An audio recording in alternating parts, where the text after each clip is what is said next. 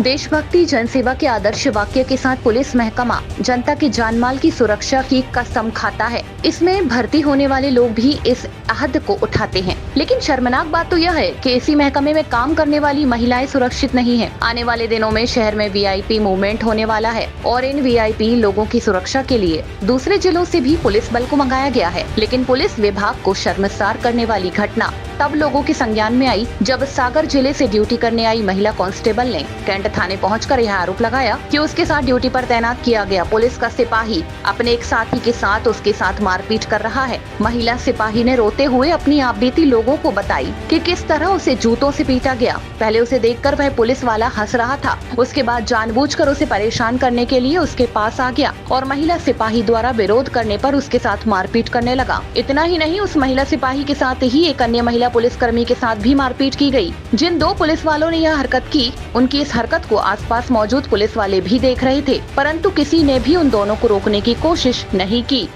हम लोगों को जहाँ पहुँच दिया गया था, हम वहीं बैठे हुए थे। तो उसके बाद ये मोहन है एक आरक्षक, वो वहाँ से कम 2 घंटे से आ रहा था।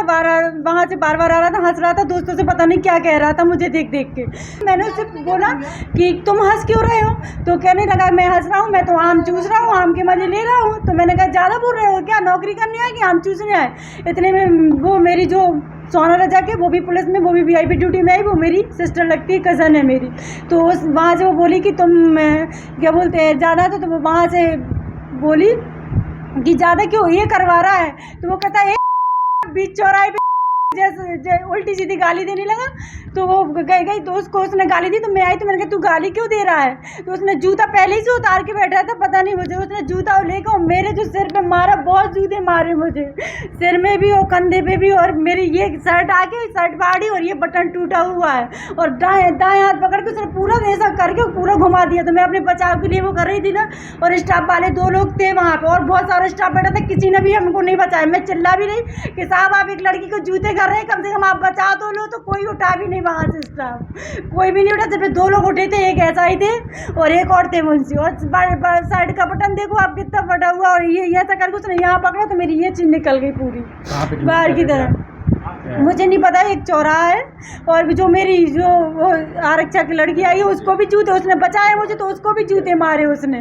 फिर मैं जैसे तैसे उन लोगों ने बचाया, मैं आगे गई, उसने पीछे से मेरी कॉलर पकड़ी, फिर मुझे एक जूता दिया यहाँ भी से कम उसने बहुत जूते मारे मुझे। क्या चाहते हैं आप?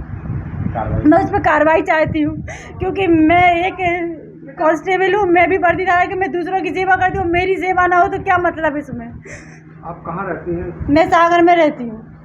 अब सुरक्षित नहीं रहे, ये बड़े ही शर्म की बात है, दुर्भाग्य की बात है कि देखिए कि महामहिम उपराष्ट्रपति महोदय का जबलपुर आगमन है और उनके आगमन पर जो वीआईपी ड्यूटी लगाई गई है, अनेकों जिलों से पुलिसकर्मी वहां आए हैं और सागर जिले से महिला पुलिस दीपा रजक जो कि अपनी ड्यूटी करने के लिए जबलपुर आए हुए थे, और ड्यूटी करते समय पुलिस के ही 2 आरक्षकों ने उनको गंदी नीयत से, बुरी नीयत से छेड़छाड़ करते हुए, अशब्द और फप्तियाँ कसते हुए उनके पास जाकर उनको निर्वस्त्र, कपड़े उतारकर उनको निर्वस्त्र करने का प्रयास उन्होंने किया पूरे पुलिस बल के सामने। और बड़ी बेशर्मी सी बात है कि कई उस थाने के पुलिस अधिकारी जो है उसके बाद भी उस पुलिस वालों का पक्ष ले रहे हैं। लड़कों का जिन्होंने इतना बड़ा अपराध किया है, उन्होंने छेड़छाड़ करने से रोका तो उनके साथ लात जूतों से उतार कर महिला पुलिस की पिटाई की, मारपीट की, उनके साथ घसीट कर।